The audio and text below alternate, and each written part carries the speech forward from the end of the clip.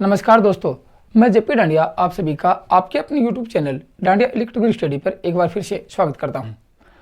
दोस्तों, आज के इस वीडियो में देखेंगे कि सेलों को समानांतर क्रम में संयोजन करने का मुख्य उद्देश्य क्या है, किस प्रकार सेलों को समानांतर क्रम में संयोजित कर सकते हैं और सेलों को मिश्रित क्रम में मिक्स्ड कॉम्बिनेशन में किस प्रकार संयोजित कर सकते हैं और मिश्रित क्रम में संयोजित करने का मुख्य उद्देश्य क्या है।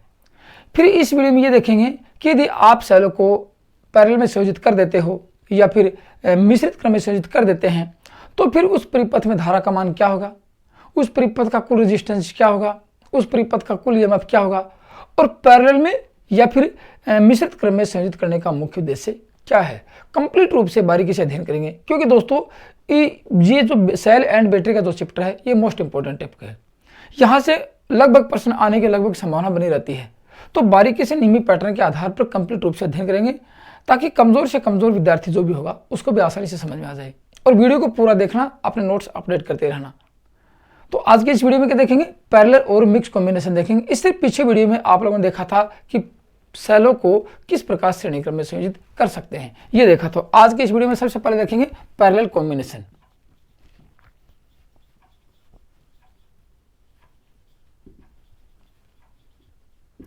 समानांतर समूहीकरण क्या देखेंगे, समानांतर समूहीकरण ये देखेंगे। समानांतर समूहीकरण देखेंगे कि किस प्रकार सेलों को समानांतर में संयोजित कर सकते हैं।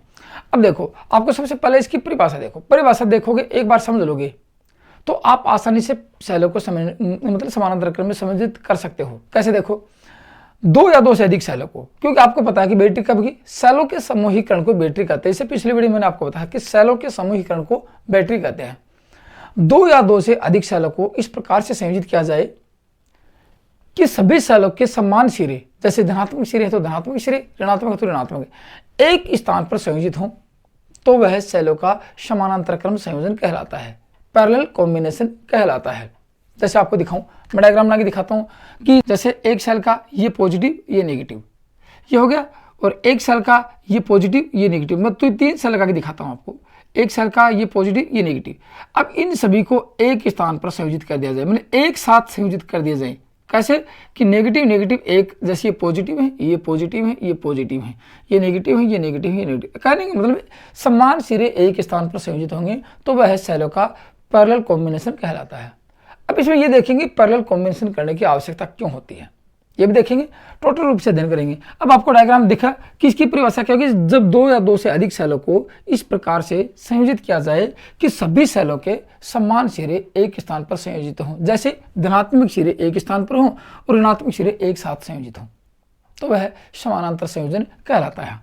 अब इसमें देखेंगे, आपको मैंने कल बताया था कल की वीडियो में कि जो भी सेल होता है उसमें इंटरनल रेजिस्टेंस होता है, आंतरिक प्रतिरोध होता है, कि सेल के अंदर भी प्रतिरोध होता है। जैसे सेल ने रासायनिक ऊर्जा को विद्युत ऊर्जा में परिवर्तित किया तो टोटल विद्युत ऊर्जा जो भी अंदर जनरेट होती है या उत्पन्न होती है वो अपने को टोटल रूप से बाहर नहीं मिलती है। कुछ इंटरनल रेजिस्टेंस होता है जिसकी वजह से कुछ कम मिलती है, जैसे अंदर ईएमएफ उत्पन्न बाहर अपने को वोल्ट मिलेगा, तो वो क्या हुआ, सेल का इंटरनल रेजिस्टेंस कुछ वोल्टेज ड्रॉप कर लेता है। तो कुछ सभी जगह इंटरनल रेजिस्टेंस होता है। तो आपको दिखाऊं, ये इसका इंटरनल रेजिस्टेंस दिखाता, तो सेल नंबर 1 का इंटरनल रेजिस्टेंस, सेल नंबर 2 और ये सेल नंबर 3, ये हो गया आपका। इसके अंदर दिखाया मैंने आपको, होगा सर ये बाहर, मतलब कि आप ये मान लें कि ये सेल पूरा एक सेल है, ये इसका अंदर का रेजिस्टेंस है, ये पूरा एक सेल है। जैसे E1 ये है, E2 ये है और E3 ये है, ये R1, इसका मतलब इस सेल का अंदर का प्रतिरोध है। मैंने बाहर रूप से आपको दिखाया कि आपको अच्छी तरह समझ में आ जाए। ये R2 है और ये R3 है, इसका मतलब इस सेल का आंतरिक प्रतिरोध ये है। अब मैं आपको सर्किट को पूरा करके दिखाता हूँ। ये सर्किट हुआ पूरा और यहाँ लगाया लोड, लोड के मतलब R इसके रेजिस्टेंस लगा देते हैं, ये लगाया लोड, ये बाह्य प्रतिरोध है। अब धारा देखो, ये इससे बैटरी का टोटल रूप से बैटरी है, बैटरी का पॉजिटिव सिरा ये हुआ और बैटरी का नेगेटिव सिरा ये हुआ। धारा कहाँ से जाएगी, जैसे A पॉइंट ये मान लेते हैं और B पॉइंट ये मान लेते हैं, और यहाँ मैं एक वोल्ट मीटर लगा के दिखाता हूँ कि ये क्या होगा, ET होगा, टोटल EMF का मान होगा, ये लगाया। ये पॉजिटिव सिरा ये नेगेटिव सिरा, ये A एंड B पॉइंट है। और अब धारा कहाँ से जाएगी, पॉजिटिव सिरे से नेगेटिव सिरे को बाहरी प्रतिरोध से प्रभावित होकर जाएगी। ये धारा का प्रवाह ऐसे होगा, ये टोटल धारा हुई आपकी। अब ये तो था आपका सर्किट, जैसे कि आप लोगों ने देखा। अब आपको ये देखना है कि इस सेल में कुल ईएमएफ का मान क्या होगा, कुल धारा का मान क्या होगा, इंटरनल रेजिस्टेंस क्या होगा, बाह्य रेजिस्टेंस क्या होगा, टोटल रेजिस्टेंस क्या होगा, सेलों को पैरेलल में कॉम्बिनेशन क्यों कर सकते हैं, सब देखेंगे। अब आपको ये देखना, जैसे इस सेल का ईएमएफ मान लें कि 1.5 वोल्ट है, 1.5 है, 1.5 है, 1.5 है, ठीक है। अब आपको सर अलग अलग कर दिया जाए तो अलग अलग इसको यदि रूप में संयोजित करोगे तो आपको कंडीशन बताऊंगा, कंडीशन क्या होगी आपको वीडियो में कंडीशन बताऊंगा। अब आपको ये पता कि जैसे 1.5 ये है, 1.5 ये है, 1.5 वोल्टेज के सेल है। कहने का मतलब जितने भी सेल आप इस पैरेलल कॉम्बिनेशन में लगाओगे, समानांतर संयोजन में लगाओगे, यदि सभी का ईएमएफ समान हो, कह सकते हैं पहली पॉइंट लिख सकते हैं, यदि सभी सेल का क्या, सभी सेल का ईएमएफ समान है, पहली कंडीशन ये आती है सभी सेल का ईएमएफ समान है, तो इस परिपथ का कुल ईएमएफ क्या होगा, एक सेल के वोल्टेज के बराबर होगा। समझना, एक सेल के वोल्टेज के बराबर। तो ईटी का मान क्या होगा, ईटी का मान ई होगा, ई मतलब ई1 या एक सेल का ईएमएफ कह सकते हैं ई वोल्ट होगा। ई वोल्ट का मतलब ये कह सकते हैं कि एक सेल के ईएमएफ के बराबर होगा, ये होगा आपका कुल ईएमएफ का मान, एक सेल के ईएमएफ के बराबर होगा। अब आपको ये देखना है कि कुल ईएमएफ का मान एक सेल की जब बराबर होगा तो कुल आंतरिक प्रतिरोध में क्या प्रभाव पड़ेगा या कुल धारा पे कोई प्रभाव पड़ेगा, वो देखना जरूरी है। तो यहां लिख सकते हैं यदि सभी सेलों का ईएमएफ समान होगा तो इस परिपथ का यहां आपको ईटी का मान क्या मिलेगा, एक सेल के वजह से 1.5, यहां क्या मिलेगा 1.5 वोल्ट ही मिलेगा, ये देखना जरूरी है। अब आपको ये देखना कि ये संयोजन कौन सा है, समानांतर संयोजन है। समानांतर संयोजन में आप लोग पहले ही पढ़ चुके हो कि रेजिस्टेंस को यदि समानांतर में संयोजित करते हैं तो किस प्रकार उनका मान ज्ञात किया जाता है। तो आप लोगों को पता ही थी, समानांतर में संयोजित करते हैं तो आरटी का मान ये ऐसे ज्ञात करते हैं, 1/RT बराबर 1/R1, ये टी है, प्लस 1/R2 प्लस 1/R3, ये आप लोग सब जानते हो, और प्लस 1/Rn, मतलब और भी आगे हो तो जोड़ सकते हैं। यदि वही कंडीशन यहाँ की जाए कि आपको कुल रेजिस्टेंस, इंटरनल रेजिस्टेंस ज्ञात करना हो, यहाँ से यहाँ तक का कुल आंतरिक प्रतिरोध ज्ञात करना हो, तो कैसे ज्ञात करेंगे, RT 1/RT 1/, देखो सेम टू सेम, ये सब पैरेलल में है, समानांतर में है, तो क्या लिख सकते हैं 1/R1 plus 1/R2 plus 1/R3 plus 1/Rn। ये है जब सबका अलग अलग रेजिस्टेंस होगा, जब सबका अलग अलग रेजिस्टेंस होगा तो इस प्रकार कुल रेजिस्टेंस का मान ज्ञात कर सकते हैं। लेकिन यहां आपसे पूछा जाए कि सभी सेलों का आंतरिक प्रतिरोध समान है, सभी सेलों का, यदि सभी सेल का, मतलब इंटर आर लिखूंगा, आर स्मॉल आर का मतलब ये होगा कि इंटरनल रेजिस्टेंस, सभी सेल का आर लिख देता हूं, आर समान हो, इंटरनल रेजिस्टेंस समान हो, स्मॉल आर इंटरनल रेजिस्टेंस समान हो, तो फिर आरटी का मान कैसे ज्ञात करेंगे। आरटी का मतलब कुल आंतरिक प्रतिरोध, ये क्या है, कुल आंतरिक प्रतिरोध का मान कैसे ज्ञात करेंगे। तो ये कह सकते हैं, यहां लिख सकते हैं कुल आंतरिक या इंटरनल रेजिस्टेंस क्या होगा, प्रतिरोध की बात करें।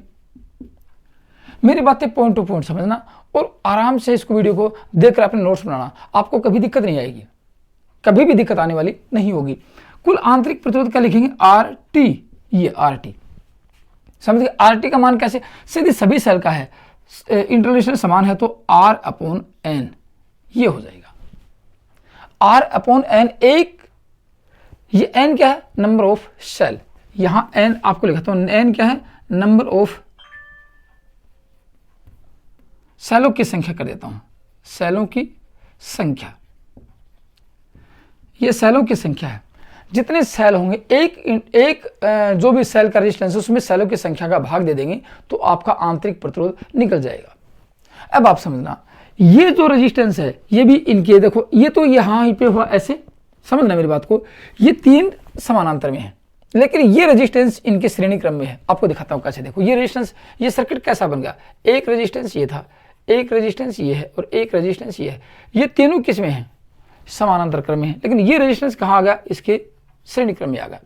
तो ये R, ये R1, ये R2 और ये R3 ये आ गया। तो अब कह सकते हैं कि इसके श्रेणी क्रम में ये है, इन तीनों के श्रेणी क्रम में ये है, तो अब आपसे पूछा जाए कि परिपथ का कुल प्रतिरोध क्या होगा, इस प्रकार के क्वेश्चन आपको देखने को मिलेंगे। परिपथ का कुल प्रतिरोध, यहां परिपथ, क्योंकि ये तो इंटरनल रेजिस्टेंस था, यहां परिपथ का कुल प्रतिरोध, कुल टोटल रेजिस्टेंस की बात की जाए, कुल प्रतिरोध RT की यदि बात की जाए, अब यहां से पूरे रेजिस्टेंस का बात करनी है, समझ गए? तो कैसे लिख सकते हैं? देखो मैंने आपको बताया था कि टोटल रेजिस्टेंस ये है, यहां इनके श्रेणी क्रम में सीधा जोड़ते हैं, तो लिख सकते हैं RT बराबर, देखो कुल प्रतिरोध की बात कर रहे हैं, तो यहां से ये लिख सकते हैं कि RT, जैसे एक तो ये लिख लो RT टोटल रेजिस्टेंस के श्रेणी क्रम में है, तो लिख सकते हैं प्लस R, ये भी लिख सकते हैं यहाँ पे, सही है। और आपको पता है कि RT का मान ये है, तो RT इंटरनल रेजिस्टेंस की बात करें तो लिख सकते हैं कि R/N प्लस RO, क्योंकि चाहे ये लिखो, ये टोटल रेजिस्टेंस इंटरनल रेजिस्टेंस है और ये बाहर का प्रतिरोध R क्या है, स्मॉल r तो है इंटरनल रेजिस्टेंस और कैपिटल R है बाह्य रेजिस्टेंस, बाह्य प्रतिरोध है।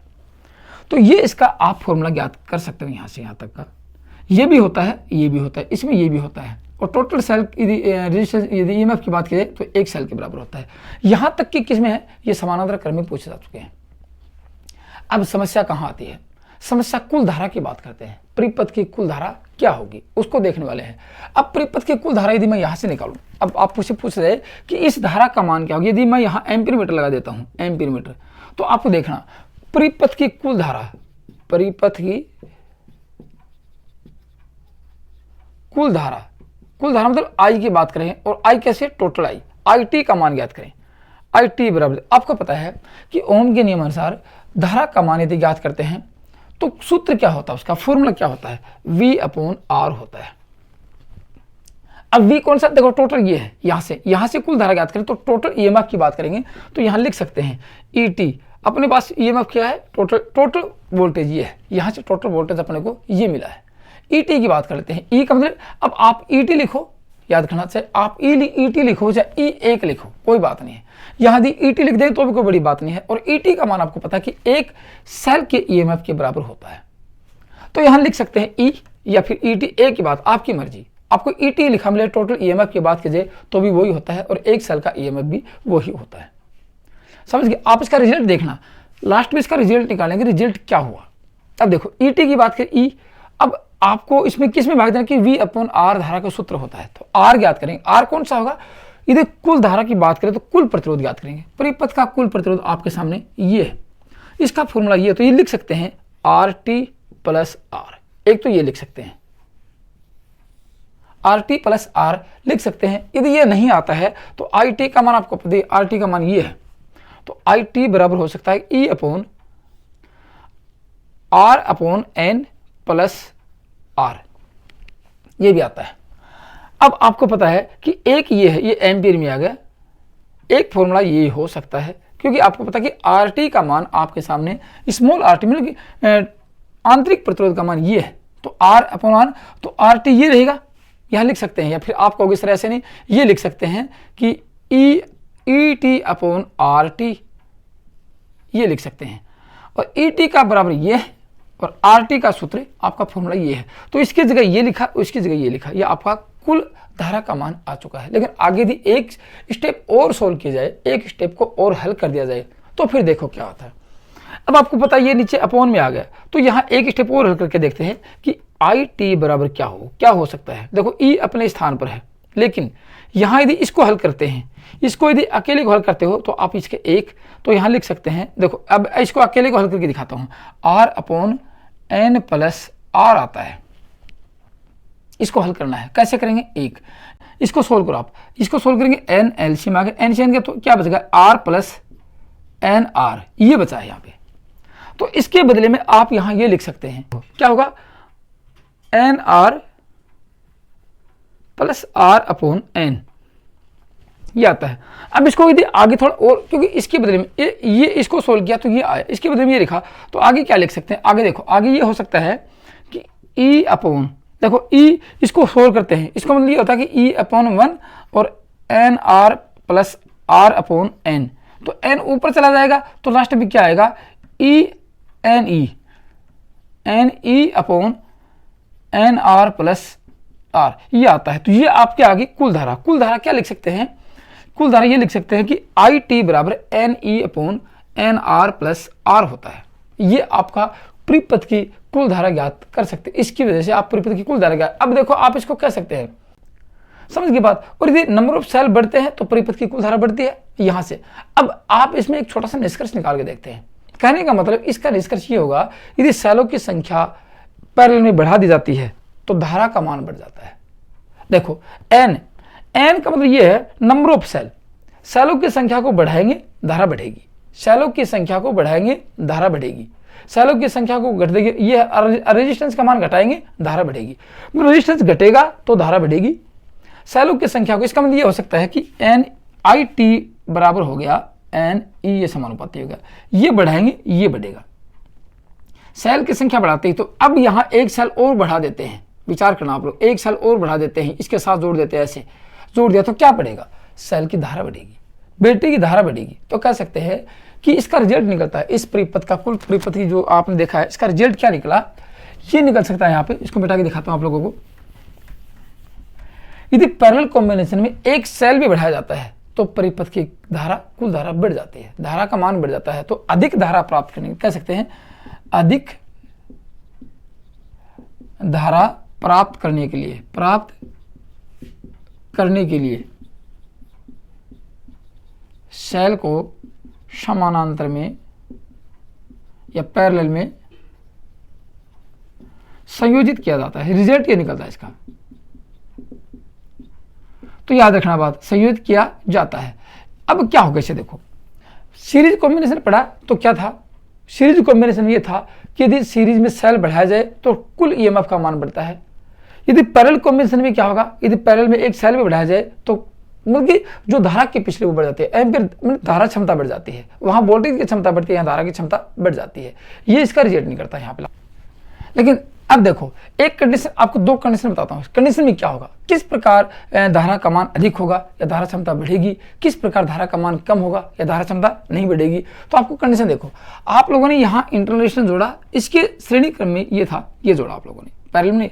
अब देखो आप ये देखना है कि यदि इसमें क्या होगा, आप लोगों ने ये तो इंटरलेशन हो गया, यहां से आप लोग देखोगे यहां से कि इस रेजिस्टेंस का मान इस आंतरिक प्रतिरोध से बहुत ज्यादा होगा। कह सकते हैं कि R ग्रेटर देन जैसे मान लीजिए R हो गया। इसका कहने का मतलब कि परिपथ का बाह्य प्रतिरोध का मान इंटरनल प्रतिरोध से बहुत ज्यादा है, बहुत ज्यादा है। कह सकते हैं कंडीशन क्या आएगी, यदि परिपथ का बाह्य प्रतिरोध का मान आंतरिक प्रतिरोध से बहुत अधिक हो तो क्या होगा, R को नेगलेक्ट मान लेंगे। क्या मानेंगे, लिख लेना मेरी लाइन, यदि परिपथ का बाह्य प्रतिरोध आंतरिक प्रतिरोध से बहुत ज्यादा हो तो कंडीशन बदल जाएगी इस परिपथ की। क्या होगा, R को ना के बराबर, किसके बराबर, ना के बराबर मान लिया जाता है। मतलब कि इसको नेगलेक्ट कर देंगे, R को क्या करेंगे, नेगलेक्ट मान लेंगे, क्योंकि इसका कोई रोल नहीं है। R को नेगलेक्ट मान लेते हैं तो अब बच कौन गया, अब बचा अकेला ये। तो इस परिपथ में आई टी का मान, अब कुल धारा क्या होगी। अब देखो इसको कोई नहीं, इसमें इसको कुछ नहीं गया, ये धारा पर कोई प्रभाव नहीं डालेगा। यदि इसका मान बहुत ज्यादा होगा तो धारा पर कोई प्रभाव नहीं डालेगा। तो कह सकते हैं आई सिंगल, मतलब कि इसमें आई टी का मान आई के बराबर क्या होगा, E अपॉन R होगा। E एक सेल का रेजिस्टेंस है और R इसका बाह्य रेजिस्टेंस है, ठीक है। तो आई सिंगल से मतलब एक सेल की यदि बढ़ाते हो, एक सेल भी बढ़ाएंगे तो इसमें धारा में मतलब कि सेलों की संख्या बढ़ाएंगे तो धारा में कोई परिवर्तन नहीं होगा। अब कहोगे सीधी इसका प्रतिरोध बहुत ज्यादा है, सेलों की संख्या बढ़ाते हो तो धारा में कोई परिवर्तन नहीं, current will be not change. यदि सेलों की संख्या बढ़ाएंगे तो करंट पे कोई प्रभाव नहीं पड़ेगा, समझ गए। लेकिन आप देखना, क्योंकि यहां बात अलग थी, एक कंडीशन आती है, यदि R ग्रेटर देन इस स्मॉल r से, मतलब कि इस आंतरिक प्रतिरोध से बाह्य प्रतिरोध का मान बहुत कम है, बहुत कम है। तो कंडीशन देखो, इस R को क्या करेंगे, R को नेगलेक्ट मान लेंगे कि इस R का कोई रोल नहीं है, क्योंकि बहुत कम है, ये कोई प्रभाव नहीं डालेगा। तो फिर कंडीशन देखो, यदि एक सेल बढ़ाते हैं, एक सेल भी बढ़ाते हैं तो I का मान क्या होगा, I बराबर NE अपॉन R होगा, NE अपॉन R होगा। तो एक सेल भी बढ़ाते हो तो धारा का मान बढ़ जाता है, मतलब कि एक सेल बढ़ाएंगे धारा का, एक सेल बढ़ाए धारा का मान बढ़ जाएगा। इसलिए कहते हैं यदि एक सेल बढ़ाते हैं एक एक, यदि यहाँ लोड नहीं है, एक एक सेल बढ़ाते हैं तो इस बैटरी की धारा क्षमता बढ़ जाती है। एक सेल से भी बैटरी की धारा क्षमता बढ़ जाती है, याद रखना बात। तो अब ये तो थी कंडीशन इसकी, ये तो पूरी इसमें धारा का मान कैसे ज्ञात करेंगे, इंटरनल रेजिस्टेंस कैसे ज्ञात करेंगे, एक चीज और आती है। अब इसका निष्कर्ष क्या निकालते हैं, आपसे प्रश्न पूछा जा सकता है, क्या अलग अलग वोल्टेज मान के सेलों को पैरेलल में संयोजित किया जा सकता है। अब देखो यहाँ अलग अलग वोल्टेज, विचार करना, यदि मैं 2.5 वोल्टेज लगा देता हूँ तो आप कहोगे सर क्योंकि यहाँ तो वोल्टेज बढ़ने वाला नहीं, धारा बढ़ेगी, माना कि इसमें धारा का मान एक, इसकी धारा क्षमता 1 एम्पीयर है, 1 एम्पीयर, इसकी 1 एम्पीयर, इसकी 1 एम्पीयर, तो यहाँ कुल धारा क्षमता कितनी होगी। क्योंकि आपको पता है कि पैरेलल परिपथ में क्या होगा, एक कंडीशन और बताता हूँ आपको कि पैरेलल परिपथ में क्या होगा। समानांतर में होता है,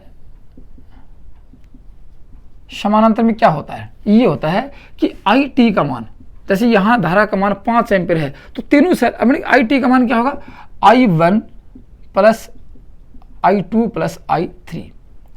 यहां जितने, जैसे इसके ये कहेंगे कि जैसे 1 एम्पीयर है, इसका कहने का मतलब 1 एम्पीयर और है, इसकी क्षमता के एक AH है, समझ गए। तो 1 AH इसकी, 1 AH इसकी, 3 AH होगी, इसका मतलब कि 3 एम्पीयर 1 घंटे के लिए इस सर्किट से प्रवाहित कर सकते हैं, 3 एम्पीयर। अब कहोगे सर 1 एम्पीयर एक ही सेल हो तो किसका मतलब 1 एम्पीयर की धारा 1 घंटे के लिए कर सकते हैं, 2 को जोड़ो तो 1 एम्पीयर की जो धारा है वो 2 घंटे के लिए कर सकते हैं, 1 एम्पीयर की धारा 3 घंटे के लिए, धारा क्षमता को बढ़ाने के लिए यहाँ पैरेलल कॉम्बिनेशन किया जाता है। लेकिन अलग अलग वोल्टेज के मान के सेलों को श्रेणी समानांतर क्रम में संयोजित नहीं किया जा सकता, क्योंकि अब क्या होगा, इसका 2.5 इसका 1.5 है, तो क्या होगा, ये इसके ऊपर ये जो 1.5 वाला है इसके ऊपर लोड बन जाएगा। तो जब दोनों का सेल बराबर होगा तब दो धारा प्रदान करेंगे, तो अब ये डिस्चार्ज होना शुरू हो जाएगा और ये चार्ज होना शुरू हो जाएगा, समझ गए। तो अब ये कह सकते हैं कि अलग, निष्कर्ष क्या निकलता है इसका, निष्कर्ष ये निकलता है कि अलग अलग वोल्टेज मान के सेलों को समानांतर में संयोजित नहीं किया जा सकता, नहीं कर सकते। हाँ, अलग अलग धारा के कर सकते हैं, वोल्टेज समान होगा, धारा का मान अलग अलग होगा, वो कर सकते हैं, लेकिन वोल्टेज को नहीं कर सकते। ये तो था दोस्तों आपको पैरेलल कॉम्बिनेशन क्यों प्रयोग करते हैं, किस लिए करते हैं, वो किस प्रकार करते हैं। इसका रिजल्ट ये था कि अधिक धारा प्रदान करने के लिए सेलों को समानांतर क्रम में और अधिक वोल्टेज प्रदान करने के लिए सेलों को श्रेणी क्रम में संयोजित किया जाता है।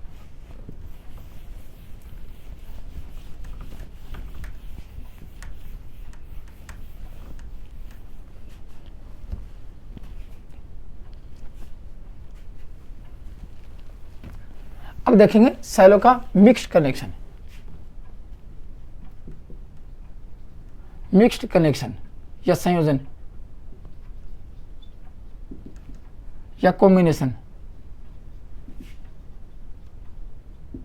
मिक्स का मतलब अब सेलों को आप श्रेणी क्रम में भी संयोजित कर सकते हो और समानांतर क्रम में भी संयोजित कर सकते हैं। पहले आपको सर्किट डायग्राम दिखाता हूं मिक्स्ड कॉम्बिनेशन में क्या होगा, क्यों करते हैं। सबसे पहले तो रिजल्ट आता है अधिक धारा, देखो आप लोगों ने सीरीज में क्या लिया, अधिक वोल्टेज लिया, समानांतर में क्या लिया, अधिक धारा ली, तो मिक्स में क्या लेंगे, अधिक धारा व अधिक वोल्टेज प्राप्त करने के लिए सेलों को, अधिक धारा अधिक वोल्टेज प्रदान करने के लिए या प्राप्त करने के लिए सेलों को मिक्स कनेक्शन में, क्योंकि इसको मिश्रित क्रम में संयोजित कर सकते हैं, इसको कहते हैं मिश्रित क्रम संयोजन। क्या कहेंगे, मिश्रित समूहीकरण, मिश्रित समूहीकरण में सेलों को संयोजित करेंगे। जैसे आपको बताऊं, प्रत्येक पते देखना, ये आपका एक सेल लिया और ये आपका ये इसका इंटरनल रेजिस्टेंस दिखा दी, ये इंटरनल रेजिस्टेंस, ये दूसरा सेल लिया, ये एक का इंटरनल रेजिस्टेंस, और ये तीसरा सेल लिया और इसका ये किस में है, ये आप लोग समझ गए, ये श्रेणी क्रम समूह है, पहले पढ़ चुके हो। अब एक रो और ले लेते हैं, यहाँ एक लाइन और लगा देते हैं, ये एक ले लिया आपका ये लाइन, और 3 लाइन ले लेता हूँ, 3 सेल जोड़े थे, 3 लाइन दिखा देता हूँ आपको, एक ये इंटरनल रेजिस्टेंस और एक ये और ये इंटरनल रेजिस्टेंस, ये 3 रो ले लिए, मतलब ये एक श्रेणी क्रम संयोजन, दूसरा श्रेणी क्रम संयोजन, तीसरा। अब इन तीनों को समानांतर क्रम में संयोजित कर दो, तो आप क्या कह सकते हो, ये मिश्रित क्रम संयोजन हो चुका है। ये ई है, ये ई और ये ई, मतलब ई मतलब सेल वोल्टेज हैं, ये ई और ये ई, और ये अब बात है कि ये इंटरनल रेजिस्टेंस इस सेल का है, ये इसका है और ये इसका है, ये इंटरनल रेजिस्टेंस है। सर्किट को पूरा करके दिखाता हूं, फिर आपको दिखाता हूं। ये हुआ आपका सर्किट कंप्लीट, ये, और यहाँ लगा दिया मैंने बाह्य रेजिस्टेंस R। धारा का पॉजिटिव सिरा ये, नेगेटिव सिरा ये, क्योंकि पॉजिटिव ये हैं, पॉजिटिव सिरे इसके ये हैं, जिसकी परिभाषा आप सीरीज कनेक्शन देख चुके हो। ये नेगेटिव सिरे हैं, ये नेगेटिव हैं, ये नेगेटिव सिरे हैं। अब देखो धारा कहाँ से जाएगी, यहाँ से जाएगी, यहाँ इस R से प्रभावित होती है, यहाँ आएगी। इसमें देखना क्या आप लोगों को, अब आपको ये देखना है इसकी परिभाषा कि कुछ सेलों को श्रेणी क्रम में और कुछ सेलों को श्रेणी क्रम की लाइन को यदि आप समानांतर क्रम संयोजित करते से तो वह मिश्रित क्रम संयोजन कहलाता है, कि सेलों को समानांतर व श्रेणी में संयोजन करने को ही मिश्रित क्रम संयोजन कहते हैं। अब आपको सबसे पहले ये पूछा जाएगा कि इसमें सेलों की संख्या कितनी है, सेलों की संख्या कितनी है। सेलों की संख्या की बात की जाए, सेल की संख्या कितने सेल हो सकते हैं, सही है। अब देखो एक लाइन में ये यहां से यहां तक की बात करेंगे, एक रो है, क्या है, यहां से यहां तक की A B, ये C D और E और F। A से B तक क्या है, A से B एक रो है, रो का मतलब लाइन है, पंक्ति है, सेलों की पंक्ति है, या इसको लाइन बोल, कतार बोल सकते हैं, ठीक है। और C से D दूसरी रो है, और D से E से F, E से F क्या है, तीसरी रो, तीन लाइन है, यहाँ पे तीन पंक्ति हैं। तो एक पंक्ति में कितने सेल हैं, तो कह सकते हैं इस पंक्ति को किससे दर्शाएंगे, लाइन को, रो को M से दर्शाते हैं, याद रखना, रो को M से दर्शाएंगे। और जो एक सेल की संख्या होगी, सेल की संख्या होगी उसको N से दर्शाएंगे, नंबर ऑफ सेल, और ये रो को M से दर्शाएंगे। अब आप देखना यदि एक रो में 3 सेल हैं तो 3 रो में कितने होंगे, एक रो में 3 सेल हैं तो 3 रो में कितने होंगे। तो अब टोटल सेलों की संख्या, ये सेल की संख्या, टोटल सेल क्या होंगे, मतलब कुल सेलों की संख्या क्या होगी। अब पूछा जाएगा कि इस परिपथ में कुल सेलों की संख्या क्या होगी, फॉर्मूला है देखो, M रो, M रो की संख्या होगी, ठीक है। और ये सेल की, एक रो में सेल कितने हैं, रो की संख्या कितनी है, 3, ये होगी 3, माना कि 3 है, एक रो में कितने हैं, ये क्या है, N क्या है, ये N एक रो में सेल की संख्या है, N क्या है, एक रो का मतलब एक लाइन में सेल की संख्या, सेल की संख्या है। एक रो में कितने सेल हैं, तो यहाँ टोटल कितने सेल हो जाएंगे, 9 सेल लगे हुए हैं, 1 2 3 4 5 6 7 8 9 सेल लगे हैं।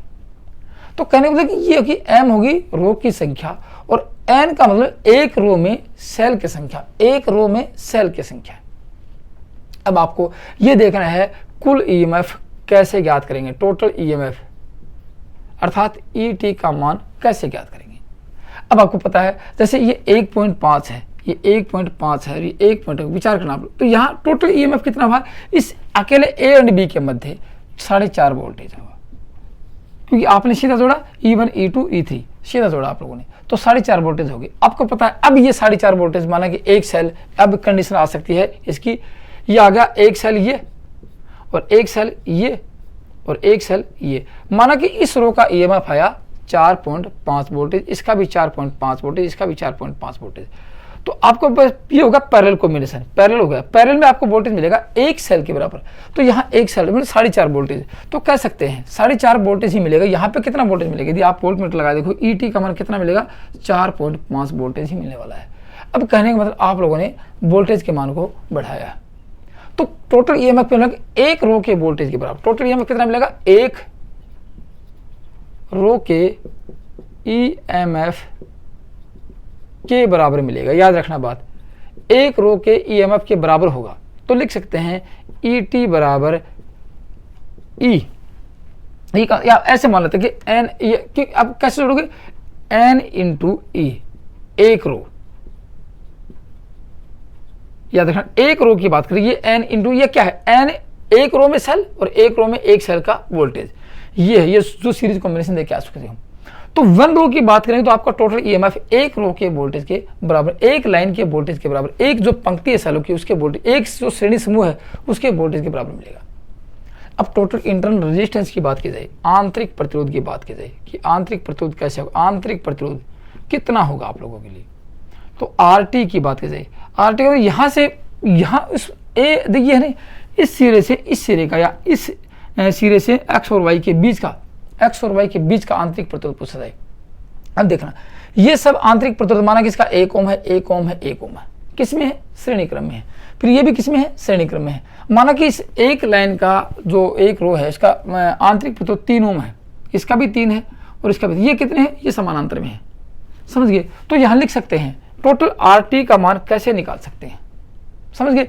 तो यहां लिख सकते एन आर, समझ गए? एन आर मतलब नंबर ऑफ सेल और एक सेल का रेजिस्टेंस, यहां एक लाइन की बात करेंगे एन आर, ये होगा सीरीज का। अब भाग दे देंगे एम का, ये नंबर ऑफ रो का भाग दे देंगे, ये एक सेल का, ये सेलों की संख्या है और ये सेल का रेजिस्टेंस है। एक रो की बात है, ये 1 रो की बात है, 1 रो की बात है। ये कितना है? एक रो की बात है, ये रो की संख्या है, नंबर ऑफ रो है, मतलब कि पंक्ति की संख्या है। तो आपका परिपथ का कुल आंतरिक प्रतिरोध निकल जाएगा, RT का मान। अब आप कहोगे सर कैसे? जैसे आप लोग देखोगे ये एक, जैसे ये 1 3 ओम है, तो अब क्या लिखेंगे? जैसे ये 1/3 आ गया, 1/3 प्लस 1/3 प्लस 1/3 ऐसे आ गया, 3 ले लिया, 1/1/1 ये आ गया, 3/1, 3/3 1 आ गया। तो यहाँ कुल प्रतिरोध का मान कितना हो जाएगा? 1 हो जाएगा। जैसे यहाँ पे अब मान लें कि इसका 1 है, इसका 1 है, इसका 1 है, तो यहाँ क्या होगा? 3 इंटू, मतलब 3 सेल है इंटू 1 है और संख्या 3 है, 3/1 वैसे भी 1 आ जाएगा। तो ये आपका कुल प्रतिरोध, आंतरिक प्रतिरोध निकाल सकते हैं। अब पूछा जाए, देखो यहां माना कि इस 2 पॉइंटों के मध्य आंतरिक प्रतिरोध ये निकाल लिया आप लोगों ने। अब इसको जोड़ दिए तो क्या कहेंगे? RT क्या है? कुल प्रतिरोध। परिपथ का कुल प्रतिरोध कैसे ज्ञात करोगे आप लोग? तो इसमें R जोड़ देंगे, क्योंकि ये किस में होगा? ये इसके श्रेणी क्रम में हो चुका है। तो NR/M ये क्या है? कुल आंतरिक प्रतिरोध। या लिख सकते हैं सीधी बात में कि RT + R ये होगा, क्या होगा? RT + R। इसको दूसरे शब्दों में लिख सकते हैं कि कुल प्रतिरोध का मान होगा, RT का मान कितना है? ये है, तो NR/M + R ये हो गया आपका कुल प्रतिरोध का मान। ठीक है, ये कुल प्रतिरोध। अब सबसे बड़ी बात मुद्दा आता है कि परिपथ की कुल धारा क्या होगी। परिपथ की कुल धारा की बात कर लेते हैं। ये दोस्तों इस प्रकार के प्रश्न जो आते हैं, मैंने आपको फॉर्मूले बनाने सिखा रहा हूँ, सर्किट को देखते हुए फॉर्मूले बनाए, कि आपको रटवाए हैं। नियमित पैटर्न के आधार पर यदि आप बारीकी से अध्ययन करते हो तो आपको कहीं समस्या आने वाली नहीं है, आप आसानी से सब कुछ समझ जाते हो। ठीक है, अब परिपथ की कुल धारा IT का मान ज्ञात करेंगे। क्या करेंगे? परिपथ की कुल धारा IT का मान। IT का मतलब धारा का सूत्र होता है I बराबर होता है V/R। यहां जो वोल्टेज मिलेगा उसमें कुल प्रतिरोध का भाग दे देंगे। कह सकते हैं ET/RT हो सकता है, ET/RT हो सकता है। ET का मान आपके पास क्या था? देखा था आप लोगों ने। ET मतलब एक रो के वोल्टेज के बराबर था। ठीक है, ET NE ये है। ET का मान क्या? NE। तो लिख सकते हैं ET का मान लिख सकते हो, एक रो के वोल्टेज के बराबर ET।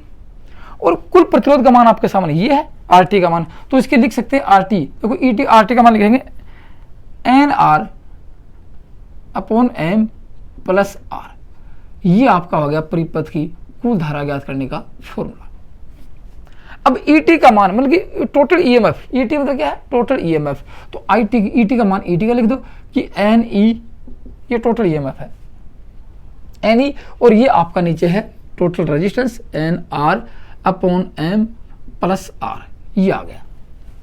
ठीक है, अब यदि इसका आपको और आगे सोल्व कर देते हैं, इसको थोड़ा सा और सोल्व करते हैं, तो कंडीशन क्या आएगी? ये आएगी IT बराबर, इसको नीचे वाले को सोल्व कर दो, NE नीचे वाला जो है इसको जो बटे में दे रखा है इसको सोल्व कर दो। सोल्व करने से क्या आएगा आपके सामने? R, या फिर ये लिख सकते हैं, सर ये नहीं समझ तो RT, देखो RT + R, इसके बदले में क्या है? ये क्या है? टोटल रेजिस्टेंस, इंटरनल रेजिस्टेंस, और ये है, तो ये भी लिख सकते हैं इसके बदले में। लेकिन यदि इसको सोल्व करते हो तो क्या आता है? IT बराबर, देखो यहाँ M एलसीएम ले लेना और फिर आप इसको सोल्व कर देना। M एलसीएम लोगे तो क्या आएगा? NME या MNE,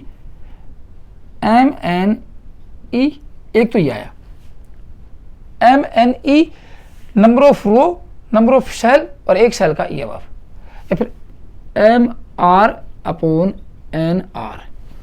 ये आता है। ये आपका परिपथ की कुल धारा ज्ञात करने का फॉर्मूला। यदि आप यहां से निकाल सकते हो, यहां से निकाल सकते हैं, यहां से निकाल सकते हो, तो कोई बात नहीं, कहीं से निकाल सकते हैं। तो फिर रिजल्ट क्या निकला इसका? एक कंडीशन और आती है कि बैटरी अधिकतम धारा कब प्रदान करेगी। देखो यहां कंडीशन 2 आई, एम आर पूरे एक रो का टोटल वोल्टेज बराबर NR, दोनों बराबर हो जाते हैं तो बैटरी अपनी अधिकतम धारा प्रदान करती है। याद रखना, बैटरी अपनी अधिकतम धारा प्रदान करती है। तो बैटरी की अधिकतम धारा प्रदान करने के लिए MR बराबर NR होना चाहिए। M क्या है, नंबर ऑफ रो, R क्या है, टोटल इसका बाह्य रेजिस्टेंस, बराबर ये क्या है, ये N क्या है, नंबर ऑफ सेल, और ये इंटरनल रेजिस्टेंस एक सेल का। ये तो दोनों बराबर हो जाते हैं तो बैटरी अपनी अधिकतम धारा प्रदान करती है। अधिक वोल्टेज व अधिक धारा प्राप्त करने के लिए बैटरी सेलों को मिश्रित क्रम में संयोजित किया जाता है। तो दोस्तों ये तो था आपका बैटरी का सेलों का कॉम्बिनेशन, टोटल कॉम्बिनेशन कंप्लीट हुआ। वीडियो कैसा लगा, समझ में आया? यदि आपको किसी प्रकार की त्रुटि नजर आई या आपको समझ में नहीं आया तो मेरे को कमेंट्स में लिखकर जरूर बताना। और जो दोस्त पहली बार वीडियो को देख रहे हैं वो इसी प्रकार इलेक्ट्रिशियन थ्योरी का कंप्लीट सिलेबस का अध्ययन करने के लिए डांडिया इलेक्ट्रिकल स्टडी चैनल को सब्सक्राइब कर लें। तो दोस्तों आज की वीडियो में इतना ही था। थैंक यू, धन्यवाद।